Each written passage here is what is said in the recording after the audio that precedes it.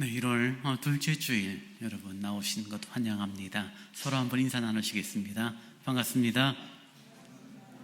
한 번 더요. 사랑합니다. 이제 다 함께 일어나셔서 묵도하심으로 주일 예배를 하나님께 드리겠습니다.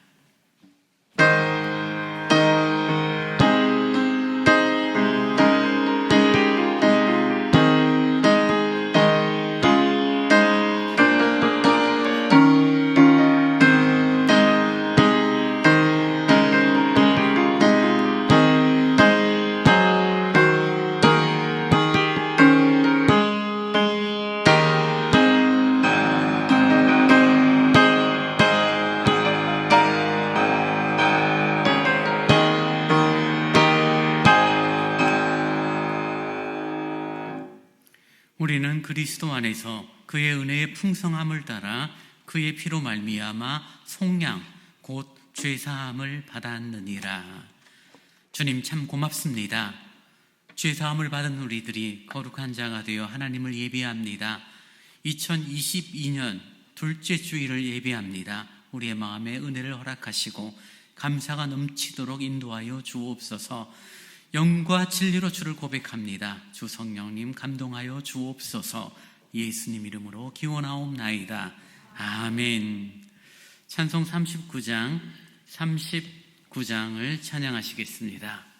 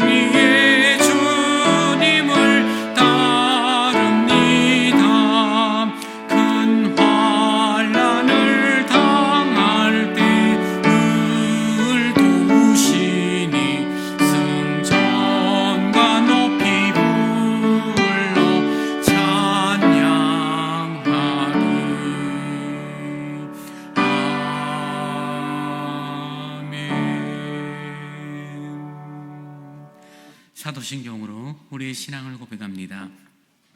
전능하사 천지를 만드신 하나님 아버지를 내가 믿사오며 그 외아들 우리 주 예수 그리스도를 믿사오니 이는 성령으로 잉태하사 동정녀 마리아에게 나시고 본디오 빌라도에게 고난을 받으사 십자가에 못 박혀 죽으시고 장사한 지 사흘 만에 죽은 자 가운데서 다시 살아나시며 하늘에 오르사 전능하신 하나님 우편에 앉아 계시다가 저리로서 산자와 죽은 자를 심판하러 오시리라. 성령을 믿사오며 거룩한 공회와 성도가 서로 교통하는 것과 죄를 사하여 주시는 것과 몸이 다시 사는 것과 영원히 사는 것을 믿사옵나이다. 아멘. 성시교도 2번을 교독하시겠습니다. 어찌하여 이방 나라들이 분노하며 민족들이 헛된 일을 꾸미는가?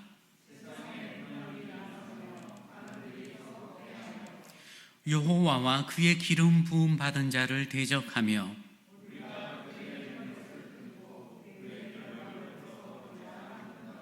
하늘에 계신 이가 웃으심이여 그때의 분을 바라며 진노하사 그들을 놀라게 하여 이르시기를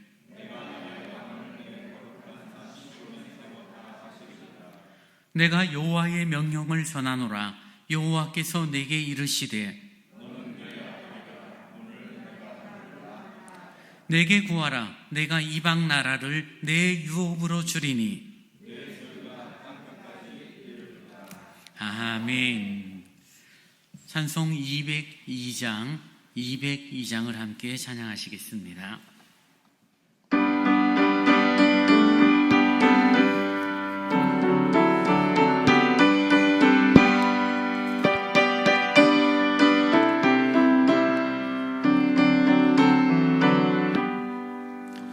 하나님 아버지 주신 책은 귀하고 중하신 말씀일세.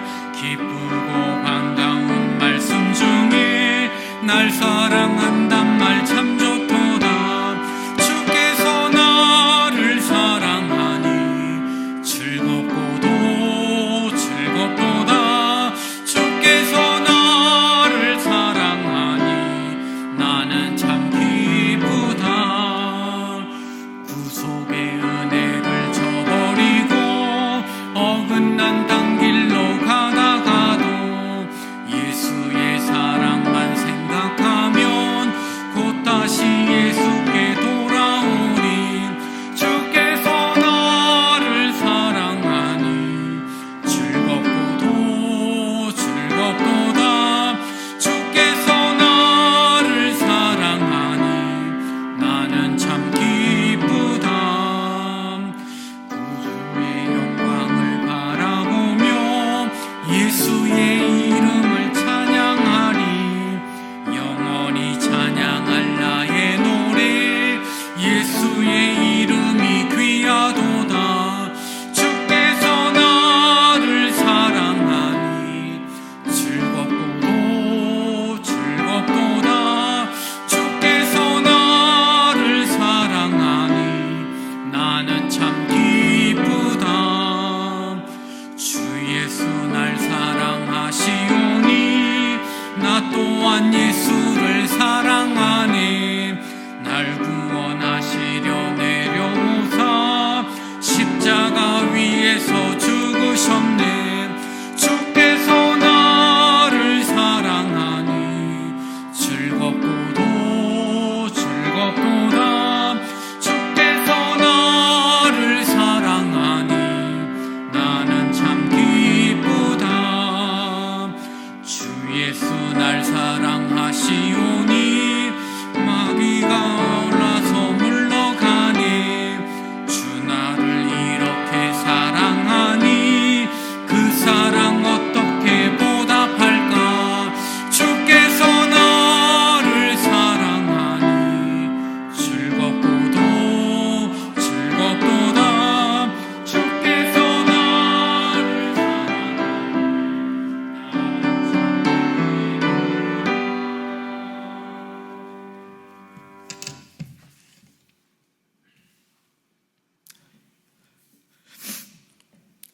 주를 통해 주신 복을 우리 삶에 채워주셔서 이 시간 하나님을 예배하게 하시니 감사드립니다. 변함없는 사랑으로 주일마다 우리를 이끄시고 은혜의 자리로 불러주심도 진심으로 감사드립니다. 이 모든 은혜를 주시는 유일하신 주권자 하나님을 진심으로 예배하게 하여 주시옵소서.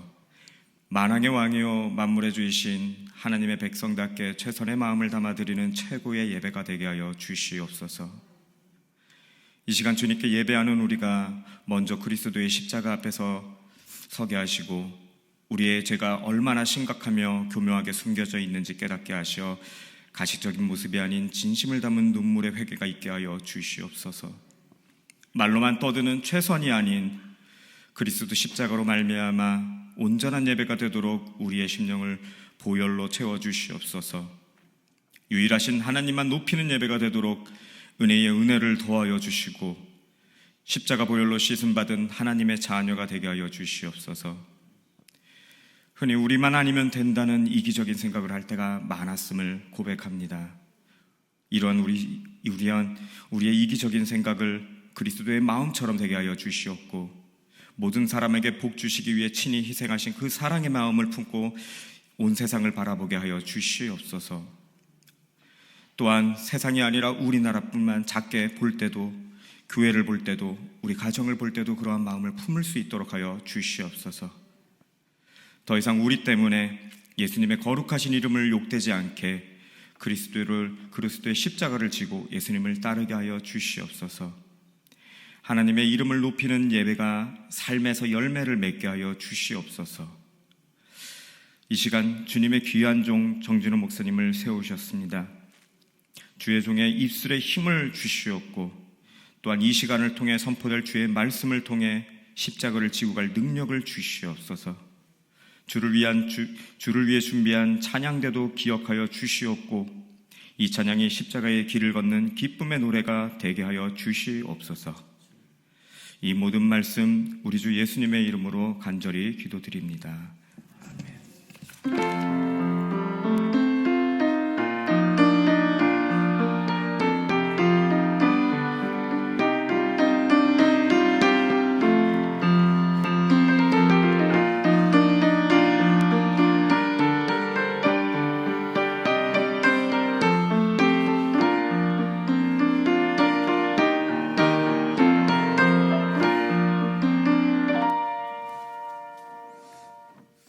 이 시간 우리에게 주신 하나님의 말씀은 베드로전서 1장 23절로 2장 3절까지의 말씀입니다.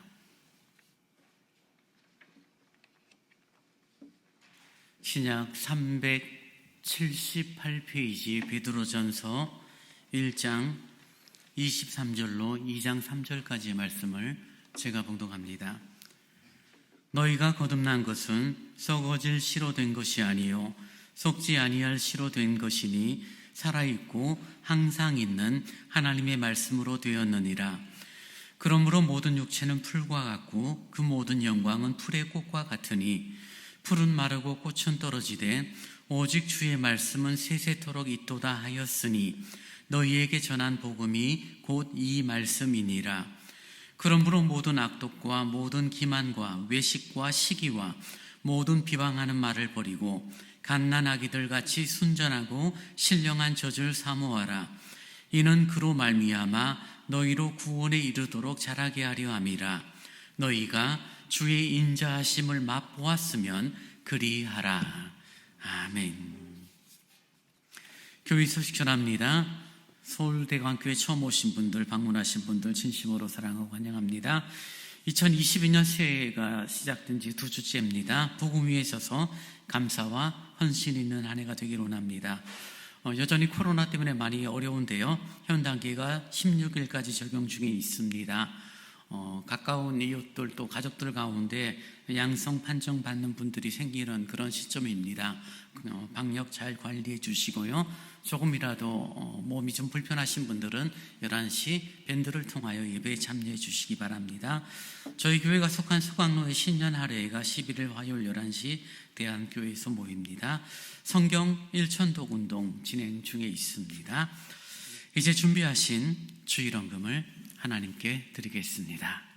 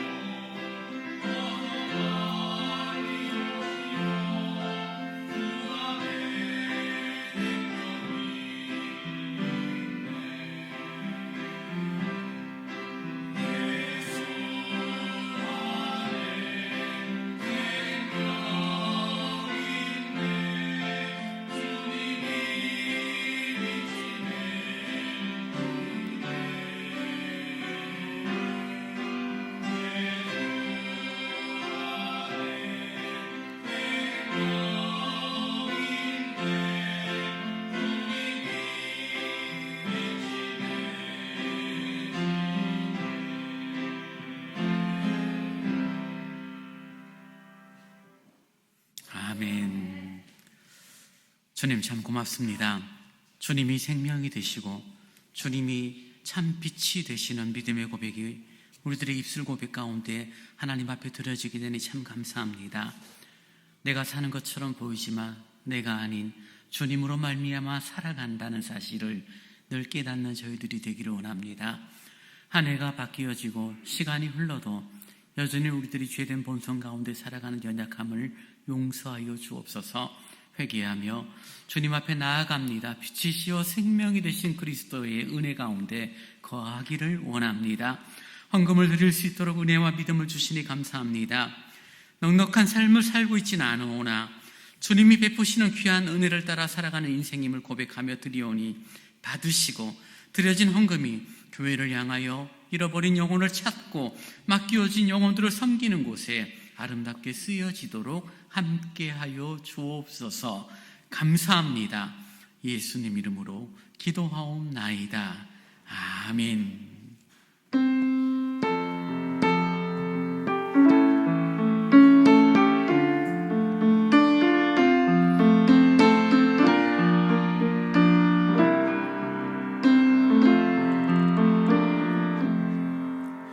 왕이신 나의 하나님, 내가 주를 높이고 영원히 주의 이름을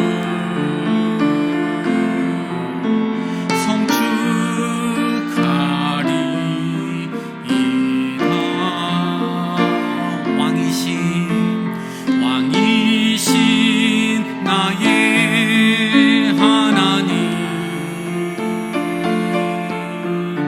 내가 주를 높이고 영원히 주의 이름을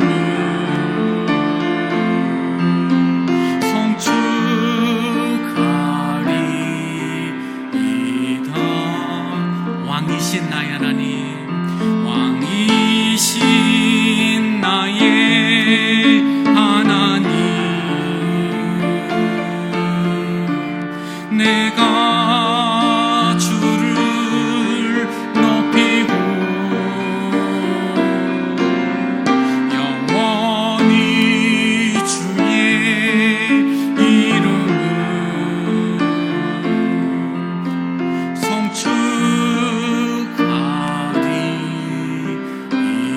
성축하리이다.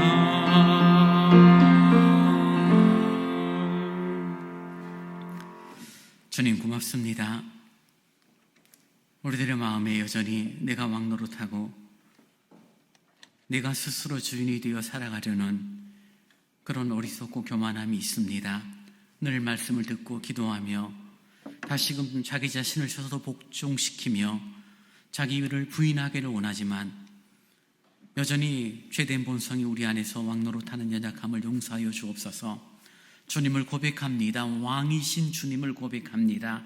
주님이 좌정하시고 주님이 다스리시고 주님의 이끄심을 따라 이 땅을 살아가는 저희들이 되기를 원합니다. 한 걸음 한 걸음 나아가기를 원합니다. 성령님의 감동하심, 주님의 이끄심에 민감한 저희의 영혼이 되도록 인도하여 주옵소서. 2022년 둘째 주일을 예비하며 말씀을 듣습니다.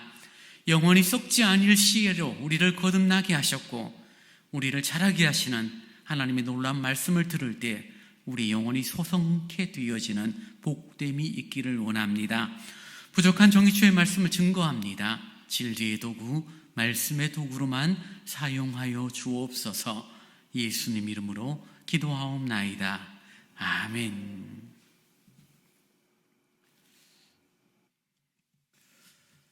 사도들과 1세기 교회 성도들은 하나님의 말씀에 대한 절대적인 권위를 부여하며 그 말씀을 중심으로 교회를 세웠고 또 신앙의 중심으로 오늘까지 교회가 이어지고 있습니다. 교회의 역사를 약 2000년이라고 조금 시간을 한 2000년 정확하진 않지만 2000년이라고 이야기를 하면 그 2000년 동안 교회를 지탱해온 교회를 교회답게 만들고 교회를 교회답게 세운 중심이 무엇이냐라고 말한다면 여러분은 무엇이라고 생각하시겠습니까? 정말 교회가 하는 일들은 다양하고 교회에서 베풀어지는 역사들은 다양하죠. 성령의 놀라운 체험들이 있고 신비적인 체험들이 있습니다. 정말 죽었던 자들이 살아나는 그런 초대교회의 역사들이 있었고, 방언, 예언, 병고침의 어떤 은사들, 지금도 상상할 수 없는 그런 놀라운 일들이, 신비한 현상들이 일어나지만, 그러나 교회를 교회답게 만들었고 지난 2000년 동안 교회를 교회답게 세운 가장 중심, 가장 진정한 능력은 바로 하나님의 말씀에 있었다라고 말해도 틀리지 않을 것입니다. 방언을 했다라고 해서 교회의 2000년의 역사가 이어졌을까요? 놀라운 치유의 권세를 베풀었다고 해서 교회의 역사가 2000년씩이나 이루어졌을까? 병고침이나 귀신 쫓아내는 것으로 이어졌다라고 말을 할 수는 없죠. 그것이 한 부분을 지탱했을런지는 모르지만 교회를 교회답게 오늘까지 역사를 이어지게 한 것은 바로 하나님의 말씀 때문이다라고 말할 수 있습니다. 베드로는 그 하나님의 말씀을 오늘 썩지 아니할 씨라고 말합니다. 씨는 무엇입니까? 생명이죠. 심으면 자라게 돼 있고 성장과 열매를 맺는 아름다운 결과물을 얻게 만드는 원동력이 씨인데, 바로 하나님의 말씀이 썩지 아니할 씨요, 우리가, 저와 여러분이 그 썩지 아니할 씨 하나님의 말씀으로 말미암아 거듭난 존재들이다라고 말합니다. 그리고 그 말씀을 통하여 거듭난 우리들이 말씀 가운데 자라나가는 것은 너무나 당연한 것이다. 그 사실을 오늘 본문 가운데 이야기를 하고 있죠. 사랑하는 여러분, 교회 역사 가운데 특별히 우리 한국 교회 역사가 다른 나라들의 교회 역사하고는 유일한 다른 점 하나가 있습니다. 보통 복음이 전해지고 그 한 나라에 교회가 세워지는 과정에 보면은 외국에서 파견한 선교사가 들어오게 되고 선교사가 핍박과 어려움을 겪지만 끝까지 잘 견디어내고, 그리고 믿는 자들의 수가 더해지고 교회가 세워지는 그런 순서죠. 선교사가 들어오고 교회가 세워지고 학교나 병원들이 세워져서 복음이 시작되어지는 대부분의 교회의 모습들이 그렇습니다. 근데 한국 교회는 그렇지가 않아요. 무슨 말이냐면 한국 교회의 출발은 선교사가 출발이 아니었습니다. 한국 교회의 출발은 바로 하나님의 말씀이었습니다. 선교사가 들어오기 전에 이미 한국에서는 성경이 있었습니다. 참 신비롭죠. 선교사가 들어와서 예수를 말하고 교회를 말하고 성경을 말하기 전에 이미 한국에는 성경이 들어왔었어요. 만주로부터 그 중국어로 된 성경을 한글로 번역한 성경이 쪽복음이라고 해서 그냥 종이에 한 장, 두 장짜리 마태복음 1장을 기록하고 요한복음 3장을 기록한 그런 한 장짜리 성경이 이미 한국에 들어왔고, 그 쪽복음을 읽은 사람들이 하나님의 말씀과 은혜에 따라 교회를 세워나가고 하나님을 향한 사모함을 가지는 그런 배경 가운데 선교사들이 들어온 것입니다. 선교사가 들어와 보니 뭐예요? 이미 믿는 사람들이 있었고 그들의 믿음이 아직은 연약했지만 생소한 복음에 대한 이해, 생소한 그리스도에 대한 설명이 아니라 그쪽 복음을 통하여 예수님을 알고 있었고 그쪽 복음을 통하여 죄라는 사실을 깨닫고 있었던 그런 한국교회였습니다. 그래서 선교사들이 들어와서 비록 다른 나라처럼 어려움을 겪었던 그런 과정들은 있었지만 복음을 증거하고 하나님의 말씀을 가르치는 그런 일들이 다른 나라들보다 굉장히 앞서기 시작합니다. 1900년 초만 해도 한국교회에서는 부흥회라는 단어를 쓰지 않고 사경회라는 단어를 통하여서 온 성도들이 회집하여 말씀을 들었습니다. 새벽에 모여서 한 2시간 말씀을 들어요. 점심때 모여서 2시간 말씀을 듣습니다. 저녁 집회 때는 3시간, 4시간을 모여요. 그러니 하루에 5시간, 6시간 이상을 말씀을 듣는 시간들이 가졌죠. 그걸 며칠요? 요즘은 부흥회도 거의 안 하지만 저희들이 젊었을 때, 대학생 여러분이 젊었을 때 일주일에 있거나 어느 날 이제 일주일에서 한 2박 3일로 줄였고 어느 날 하루치기로도 끝나지만 1900년대만 해도 그 사경회는 거의 10일에서 15일까지 2주간에 걸쳐서 사경회가 진행이 되었고, 당시 미국의 언더우드 선교사가 교회사 가운데 이렇게 기록을 하고 있는 것을 보게 됩니다. 한국교회 교인들은 며칠씩 걸어서 사경회에 참석하였는데 웬만한 어려움은 거뜬히 견뎌내고 있다. 200명에서 많을 때는 1000명까지 모여서 열흘에서 열나흘 동안 성경을 배우는데, 이런 대규모 사경회에 참석했던 사람들은 자신의 고향으로 돌아가 소규모 사경회를 개최하였는데, 북부 지역의 어느 선교지에서는 1년 동안 이 같은 소규모 사경회를 192회 실시하여 연 인원 10,000여 명이 하나님의 말씀을 들었다라고 기록을 하고 있습니다. 그러니 한국교회가 출발이 누구로부터 시작되었느냐? 선교사가 아니라 한국교회는 하나님의 말씀, 성경으로부터 시작되었다는 것입니다. 이것은 매우 중요해요. 우리나라가 정말 바른 경로로 올바른 출발이 되어져서 오늘날까지 한국교회가 비록 욕을 먹기도 하고 때로는 사람들에게 손가락 지탄을 받았지만, 그럼에도 하나님의 교회로 온전히 세워지고 교회의 교회 역할을 감당할 수 있는 이유가 다른 그 무엇이 아니라 하나님의 말씀으로부터 시작되었기 때문입니다. 그런데 반면에 다른 나라들은 그렇지 않아요. 조금 비교를 해서 설명을 한다면 일본 교회는 그렇지 않죠. 일본 교회의 역사는 우리나라 교회보다 거의 한 400년 빠릅니다. 1500년대에 일본은 교회를 받아들입니다. 물론 예수회라는 선교단체가 일본에 들어가서 복음을 전하죠. 예수회는 우리 기독교 쪽보다는 카톨릭 쪽입니다.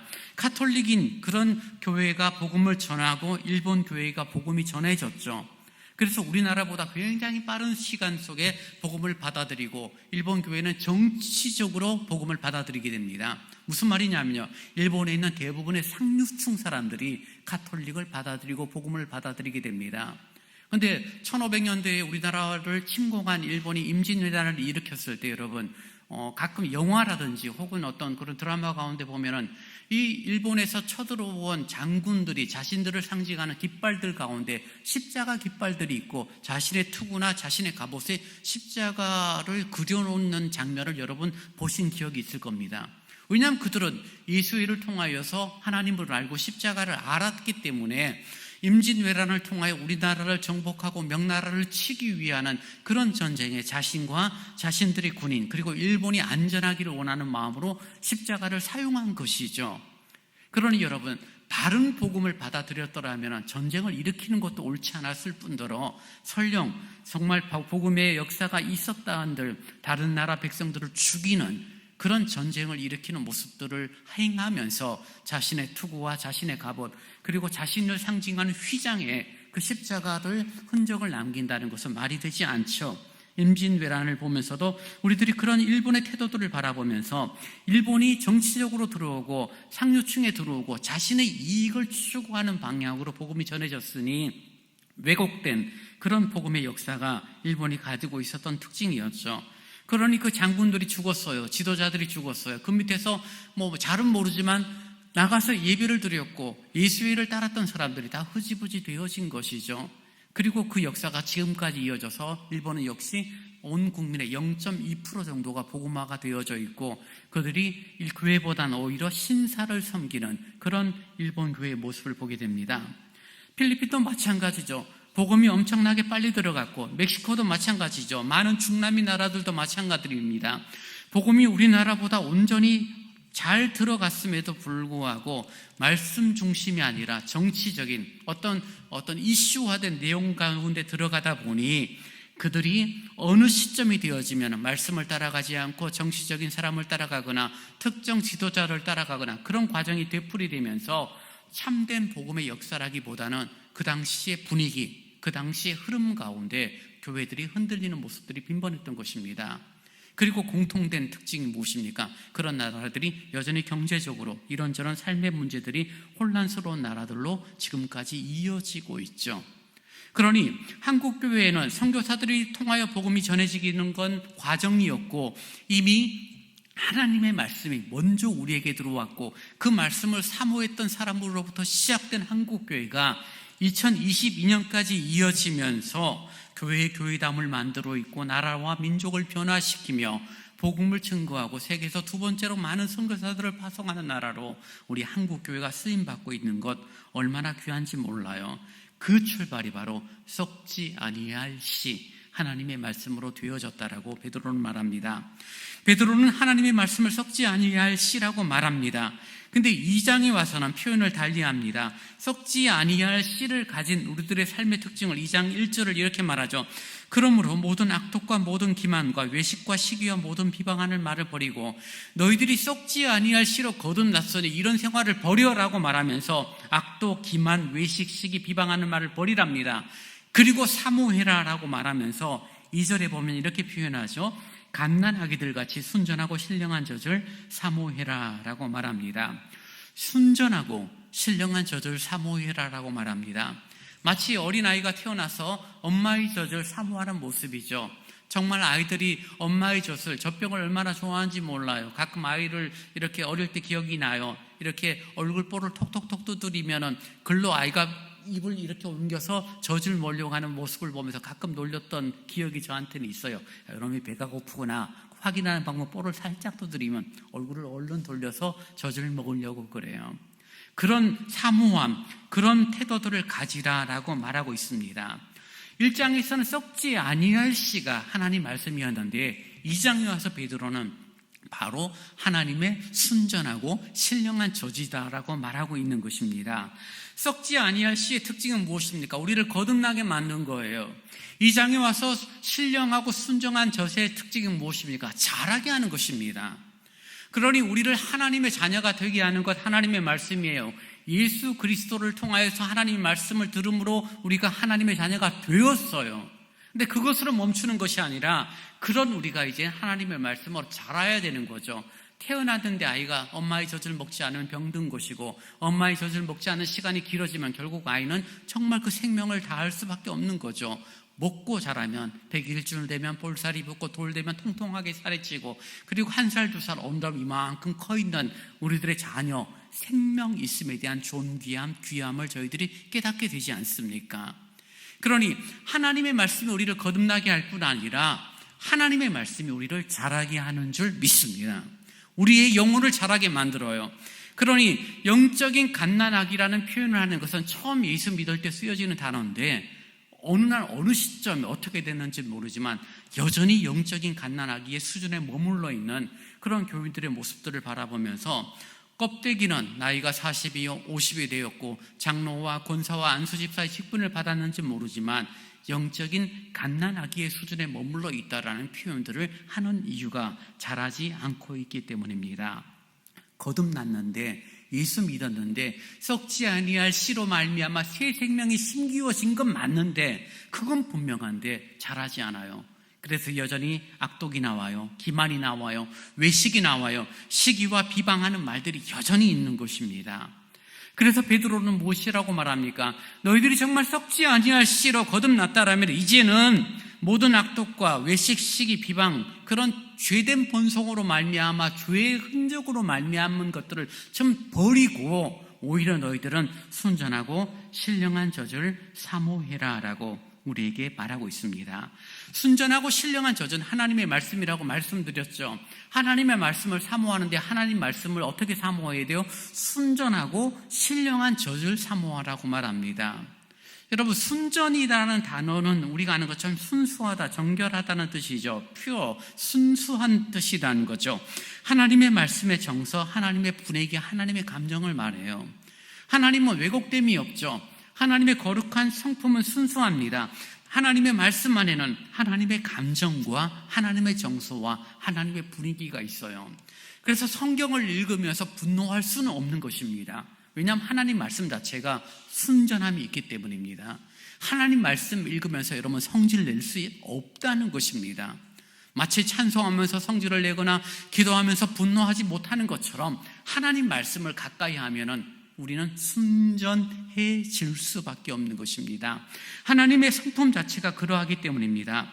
사실 우리들이 가지고 있는 죄된 본성, 죄의 흔적 가운데 살아가는 우리의 정서는 그렇지가 않죠. 우리는 분노를 잘하는 존재들입니다.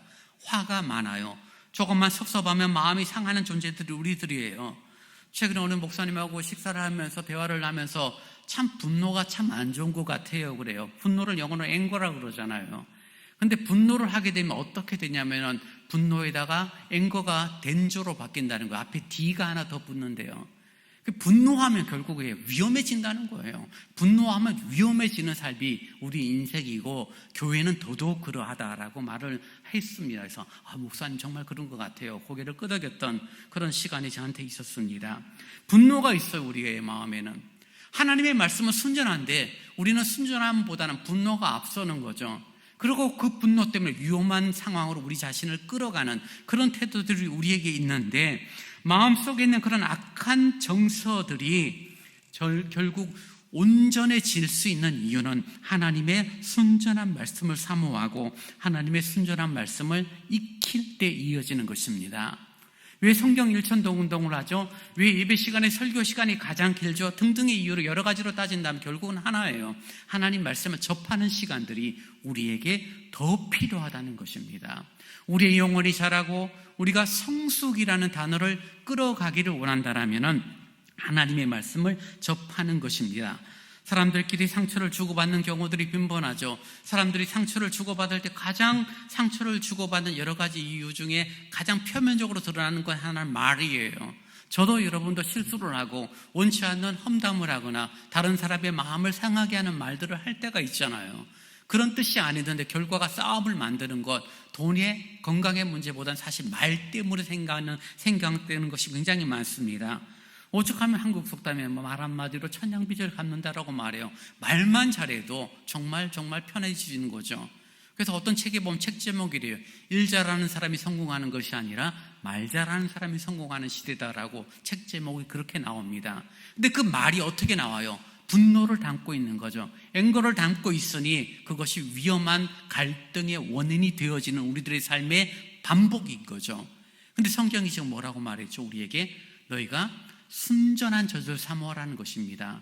하나님의 말씀을 익히고 하나님 말씀을 듣고 읽다 보면 어떤 일이 벌어지냐면 내 마음이 순전해지는 거죠. 분노가 사라지고 거친 말이 사라지고 하나님 보시기에 합당한 표현들이 우리들의 심령 가운데 생겨지고, 그런 사람들이 서로 말들을 주고받을 때 어떻게 돼요? 정말 아름다운 관계가 되어지는 거죠. 똑같은 말이라 해도 권유를 하고 똑같은 말이라고 해도 상대방을 이해하고, 우리들이 단어 하나를 써도 정말 고급진 단어라는 그냥 공부 많이 하는 그런 단어가 아니더라도 상대방의 마음을 헤아리는 표현들을 조금만 많이 한다라면은 결국 우리들의 관계는 더 아름답고 풍요로운 관계가 되어지는 거죠. 부부 관계가 왜 깨어지기 쉽습니까? 잘 알고 부부니까 말을 함부로 하는 거예요. 외부 사람한테 욕하지 않는데 부부관계에서 욕하는 사람들이 있죠. 왜요? 부부니까 편하다라고 생각해서 그렇습니다. 그런 우리들의 태도들이 달라질 수 있는 것, 바로 순전하게 하나님의 말씀을 사모할 때 생겨지는 놀라운 변화와 역사라는 것입니다. 여러분이 2020년을 시작하며 우리 교회는 어떻게 새롭게 한 해를 시작할까? 말씀을 가까이 하자라고 말씀을 드렸습니다. 주의 말씀을 읽고 듣는 일에 여러분의 시간이 더 많아지기를 원합니다. 여러분의 정서를, 여러분의 아름답고 고상한 정서를 만드는 힘은 여러분의 인격이 아니라 하나님의 말씀이 되어지기 때문입니다. 말씀을 듣고 말씀을 익힐 때 우리의 답답한 무거움들, 화가 나는 마음들, 상한 심령들이 변하여서 온유하고 순수하고 아름답고 정결한 모습으로 우리의 마음이 변화가 되어지는 것입니다. 2022년을 살아간 우리들의 모습들 다시 한번 확인해 보십시다. 한 해의 삶이 마무리될 때 분노 가운데 살았는가, 아니면 순전함 가운데 살았는가, 자기 자신을 한번 판단하고 돌아볼 수 있는 그런 시간으로 여러분 한 해 좀 영적으로 긴장하며 살았으면 좋겠습니다. 또 하나는 신령한 젖을 사모하라라고 말합니다. 순전한 젖, 이해가 됐죠? 그럼 신령한 젖은 무엇입니까? 신령이란 단어를 통해서 우리들이 느끼는 정서는 뭔가 좀 신비롭고 뭔가 좀 눈앞이 번쩍이 나든지 일반적이지 않는 경향들에 대한 생각들을 갖고 있지만, 사실 원문에서 사용되는 단어는 그런 단어는 아니에요. 여러분, 로고스라는 단어를 들어보신 적이 있을 것입니다. 그리스도의 철학이라는 철학 속에서 나오는 합리적이고 이성적이고 논리적인 단어를 뜻할 때 로고스라는 단어를 쓰고, 요한복음 1장에서 예수를 그 로고스 자체로 이해하는 표현이 나오는 모습을 보게 되는데요. 신령한이란 이 단어가 바로 그 로고스라는 단어에서 파생된 로기코스라는 단어로 쓸려지고 있습니다. 그러니 너희들이 순전하고 정말 순수한 하나님 말씀, 그리고 신령한 하나님 말씀이라 할 때 그 신령하다는 것은 신비로운 하나님 말씀이라는 뜻이 아니라 어떤 뜻이냐면요, 합리적이고 이성적이고 논리적인 하나님의 말씀을 사모해라 라는 뜻입니다. 그러니 2장에 나오는 너희들이 정말 갓난아기처럼 썩지 않을수록 거듭났다면 앞으로 너희들의 성장과 성숙을 이루어가는 방법은 순수한 하나님의 말씀을 따라가서 너희들이 순수한 태도를 가질 뿐만 아니라 너희들이 신령한 젖을 먹어야 되는데 그 신령한 젖이 무엇이냐면은 합리적이고 논리적이고 이성적인 하나님의 말씀을 따라가라라고 말하는 것입니다. 여러분, 하나님의 말씀을 따라가는 것은 합리적이고 이성적이고 논리적인 가치를 벗어나지 않습니다. 하나님의 말씀에 사람을 죽이라고 합니까? 하나님의 말씀에 험담하라고 말합니까? 하나님의 말씀에 사기치라고 말합니까? 그렇지가 않죠. 그러니 논리적이고 합리적이고 이성적이라는 그 자체가 무엇입니까? 세상 철학과 우리들이 가지고 있는 우리들의 삶의 정서, 인격은 아니에요. 하나님의 논리예요. 하나님의 이성이에요. 하나님의 합리적인 것입니다. 그런 표현들을 한마디로 말하면 뭐예요? 복음적인 가치라고 말하는 것입니다. 그러니 신령한 젖을 사모한다는 것은 합리적으로 살아가라는 것입니다. 이성적으로 살아가라는 것입니다. 논리적으로 살아가라는 것입니다. 그런데 그것의 출발이 사람의 합리적, 사람의 철학, 사람의 가치가 아니라 하나님께서 그것이 출발이 있다는 것을 아는, 사람이 만들어낸 합리나 이성이나 논리가 아니라 하나님이 만들어낸 하나님으로부터 시작된 논리와 이성 가운데 우리들이 믿음의 길을 걷는 태도, 그것이 바로 신령한 젖을 사모하는 것이다라고 말할 수 있는 것입니다. 신령한 것, 특정인에게 혹은 예전에 부흥사나 몇몇 목사들에게만 주어진 그런 은혜가 아니에요. 우리가 상식적으로, 합리적으로, 이성적으로, 논리적으로 이것은 성경적이야 라고 판단하는 그 가치입니다. 적어도 초등학교만 나와도 누구나 그 정도 판단할 수 있죠. 교회 생활 조금만 해도 옳고 그름을 판단할 수 있는 것입니다.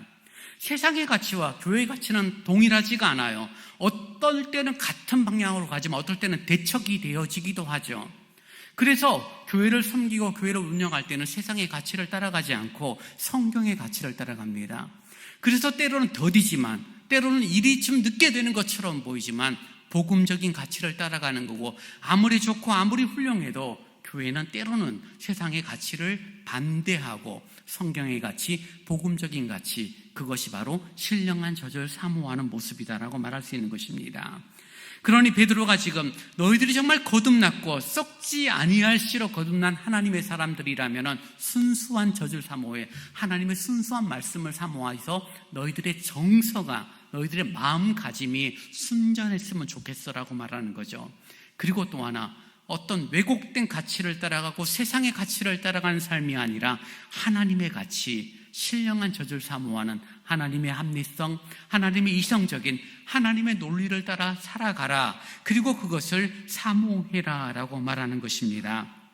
하나님의 지혜를 따라 살아가는 삶이 우리들의 삶 속에 있어서 있게 될 때 우리들의 삶의 방향은 얼마든지 달라질 수 있어요.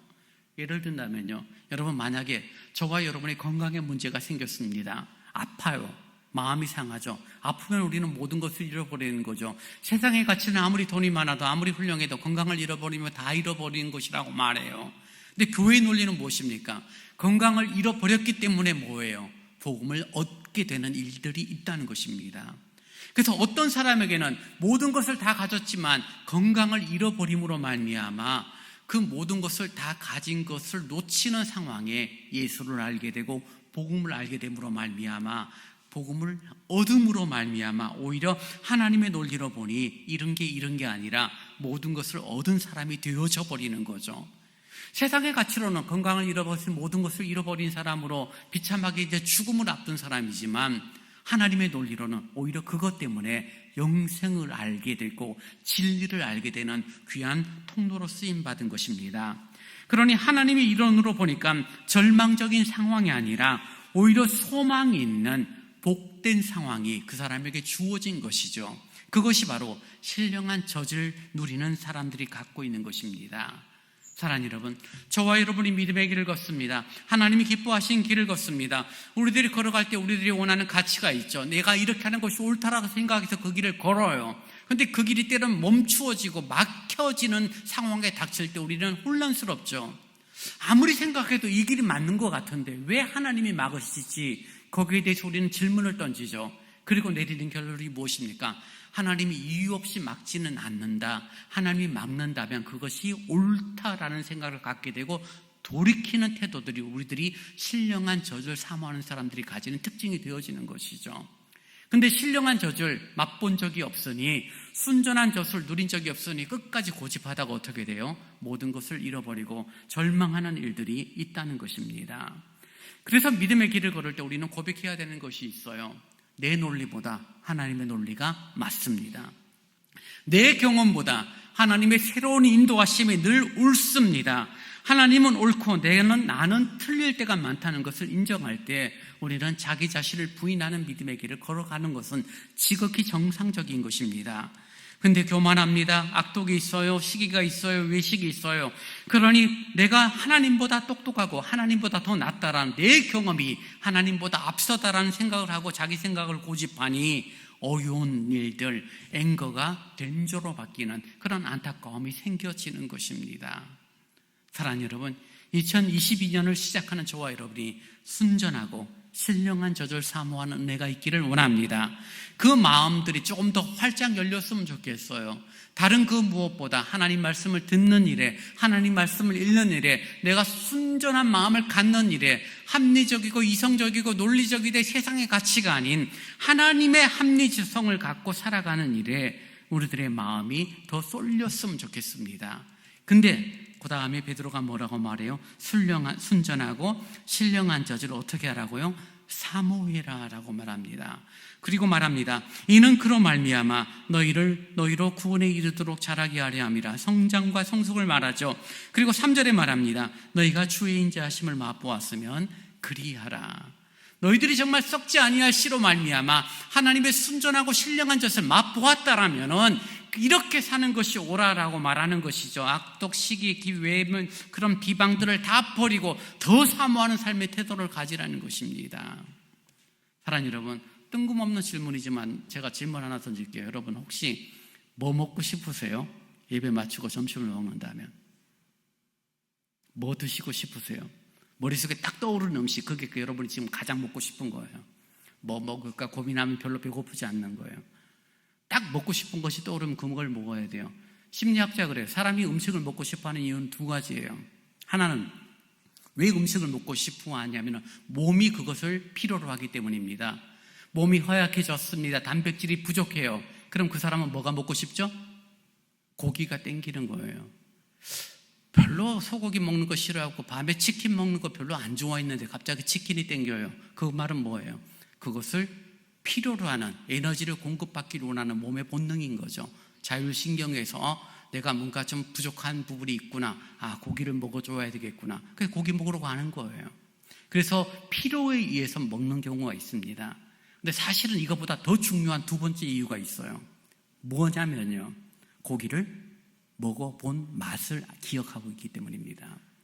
아이들이 치킨을 좋아합니다. 왜 치킨을 좋아합니까? 한 번도 먹어보지 않은 치킨이라면 그 치킨을 좋아할 수 있을까요? 먹어보았기 때문에 아는 거죠. 그 맛을 아니까 또 먹고 싶은 거예요. 심심할 때 오늘은 치킨 한번 먹고 싶은데 몸이 필요한 것도 있지만 그 치킨을 먹었을 때 만족했던 그 느낌, 그 정서가 내 머릿속에 기억이 나니 입에 침이 고이고 먹고 싶어하는 마음이 갖는 것이죠.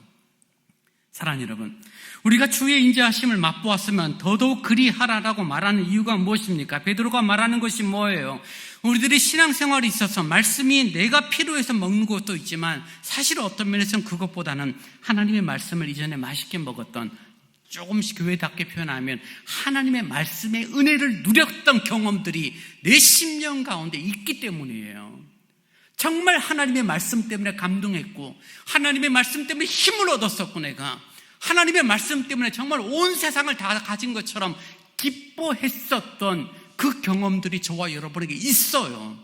그것을 맛보았다라면 더더욱 순전하고 신령한 젖을 사모하는 모습으로 가게 되어진다는 것입니다. 이전에 은혜 받았던 기억 때문에 말씀을 대하는 순간 기대가 생겨지는 것입니다. 매일 주일이 되었습니다. 아침에 예배당에 옵니다. 교회 나올 때 여러분이 어떤 기억, 어떤 기대감을 갖고 와요? 누구를 만나게 될 것이다라는 생각을 갖는 것도 있겠지만, 오늘 예배 가운데 하나님이 나에게 어떤 말씀을 주실까? 오늘은 어떤 은혜를 내게 주실까? 왜요? 그 은혜를 누렸던 기억들이 너무나 좋았기 때문이에요. 하나님의 말씀의 은혜를 누렸던 감동, 감격이 내 10년과 너무나 복되었기 때문입니다. 아무것도 아니었는데 말씀을 들었는데 그 말씀이 감동이 되어지고 마음이 내 속에서 썩지 않을 씨로 말미암아 변화되는 것을 경험하게 되면 그 말씀에 대한 기대는 여전히 갖게 되는 것은 지극히 당연한 것입니다. 그래서 베드로가 말하는 거예요. 너희가 주의 인자하심을 맛보았다면, 너희들이 순전하고 신령한 젖을 사모해서 주의 인자하심을 맛보았다라면 또 사모하라는 것입니다. 마치 맛있는 음식을 먹었던 사람이 그 음식을 또 얻은 것처럼요. 근데 여러분, 만약에 맛있는 그 음식을 먹어보지 못한 사람한테는 그 음식을 아무리 설명해도 그 사람은 군침을 삼킬 이유가 없어요. 안 먹어봤는데, 맛을 알지 못하는데, 경험해보지 않았는데 어떻게 알겠어요? 만약에요, 여러분, 조금 무거운 이야기일지 모르는데요, 하나님 말씀을 사모하면 여러분의 신념 가운데 없다라면 이유는 두 가지 중에 하나일 거예요. 하나, 워낙에 맛본 적으로 오래됐거나, 하나는 진짜 맛본 적이 한 번도 없기 때문이에요. 하나님 말씀이 내 영혼을 소송케 하는구나. 정말 하나님의 말씀이 나를 다스리는구나. 하나님의 말씀이 송이꿀보다 더 단 것이 맞구나라는 그 경험이 여러분의 신명 가운데 없다라면 정말 예배 시간에 설교 시간만큼 지루한 것이 없을 것이고, 정말 하나님 말씀을 읽는 시간만큼 지루한 시간이 없을 것이고, 하나님 말씀은 여러분에게 아무런 유익이, 아무런 도움이 되지 않는다는 생각을 할 수밖에 없을 것입니다. 그러나 여러분의 심령이 주의 인자하심을 맛보고 순전하고 신령한 젖을 경험했던 은혜가 있다라면 기대가 생길 것이고, 마치 맛있는 음식을 생각하며 입에 침이 나는 것처럼 하나님 말씀을 들을 기회, 하나님 말씀을 얻을 수 있는 기회, 하나님 말씀을 누릴 수 있는 기회에 대한 사모함, 기대감을 갖는 것은 너무나도 당연할 것입니다. 여러분, 주의 말씀을 사모하는 여러분이 되기를 원합니다. 그 사모하는 이유가 뭐예요? 정말 누렸던 경험들, 누렸던 아름다운 은총들이 있기 때문입니다. 하나님의 말씀을 사모하는 사람이 말씀을 맛있게 먹고 되고, 그렇게 맛있게 먹는 사람이 어떻게 돼요? 성장, 성숙이 되는 거예요. 영적인 갓난아기 수준을 넘어서는 이유가 여기에 있는 것입니다. 긴 시간의 교회 생활이, 직분이 여러분의 영적인 수준을 성장, 성숙시키지 않아요. 하나님의 말씀을 먹었던 경험들이 반복이 되고 또 반복이 되고 또 먹고 또 먹을 때 우리의 영혼이 자라게 되는 것입니다. 그래서 베드로는 우리에게 말합니다. 순전하고 신령한 젖을 사모하라. 우리 모두가 주님의 말씀을 날마다 사모하고 또 먹음으로 하나님의 순결한 정서와 신령한 지혜가 우리 안에 채워질 것입니다. 놀라운 에너지가 되어지고 우리의 영혼을 자라게 만드는 하나님의 놀라운 역사가 되어질 것입니다. 그러니 아름답고 귀한 말씀, 생명샘이다라는 믿음의 고백을 할 수 있는 것이죠. 나를 자라게 하고 나를 거듭나게 하고 나를 성장, 성숙시키는 그 하나님의 말씀에 대한 사모함을 경험하고 맛보고 더욱 그리하는 믿음의 길을 함께 걷는 우리 복된 성도님이 되시기를 간절히 바랍니다. 이제 다 함께 일어나 찬송 200장을 찬양하시겠습니다.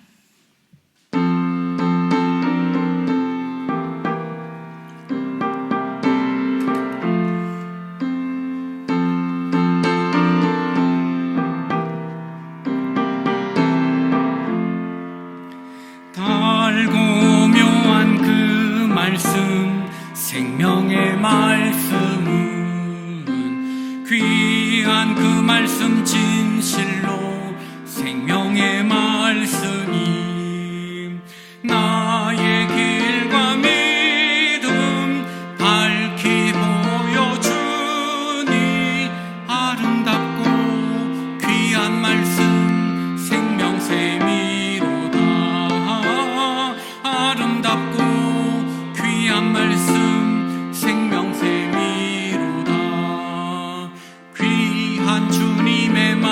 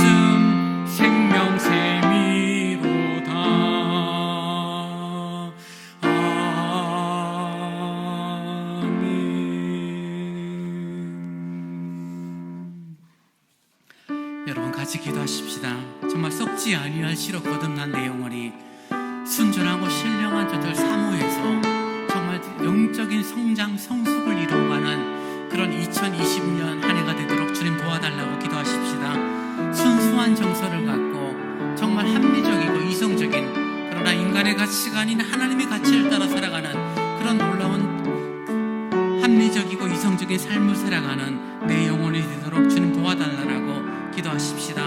영적인 성숙을 이루어가는 나의 삶이 되도록 붙들어 달라고 이 시간 같이 기도합니다. 아버지 하나님 감사합니다. 말씀을 듣습니다.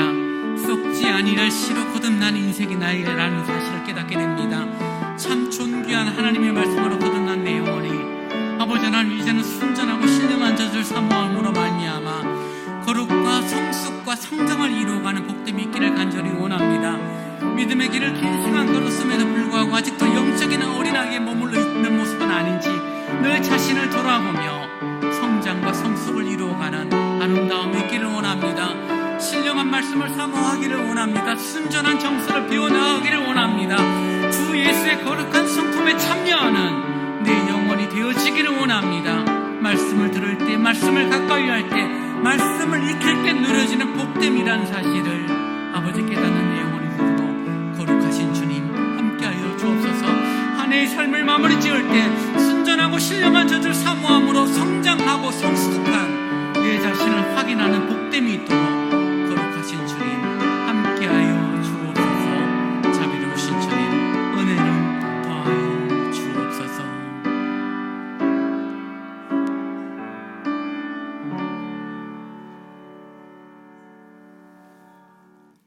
지금은 우리 주 예수 그리스도의 은혜와 우리 아버지 하나님의 놀라우신 사랑하심과 성령님의 함께하시고 위로하시며 감동케 하심이 썩지 아니할 씨로 우리를 거듭나게 하시고 신령하고 순전한 젖을 통하여 우리를 성장하기를 원하시는 하나님의 마음을 품고 날마다 사모하기를 원하는 오늘 예배 참여한 모든 성도들, 또 가정에서 온라인 예배로 참여하는 성도들 위해 이제로부터 영원토록 함께 있을지어다.